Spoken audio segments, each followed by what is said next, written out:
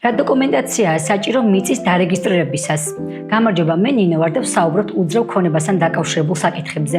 მიწის რეგისტრაციის დამადასტურებელ დოკუმენტებად საჯარო რეესტრში შეგიძლიათ წარადგინოთ შემდეგი საბუთები: უფლებამოსილი ორგანოს მიერ გაცემული მიწის მიღება ჩაბარების აქტი, მებაღეობის ამხანაგობის მიერ გაცემული მებაღეობის წიგნაკი, მიწის სისტემური რეგისტრაციის სააღრიცხვო ბარათი, საკომლო წიგნიდან ამონაწერი, ტექნიკური ინვენტარიზაცია, ბიუროს მიწის აღრიცხვის დამადასტურებელი დოკუმენტი, ტექნიკური ინვენტარიზაციის არქივის მონაცემებზე დაყრდნობით მომზადებული გცნობა დახასიათება, მუნიციპალიტეტის მიერ გაცემული საკუთრების უფლების მოწმობა, მიწის გადასახადის გადამხდელთა სია, მიწის განაწილების სია, მიწის ნაკვეთის მიმაგრების აქტი, სასამართლოს აქტი და სხვა დოკუმენტი, რომლითაც დასტურდება მიწის ნაკვეთის მართლზომიერი ფლობა.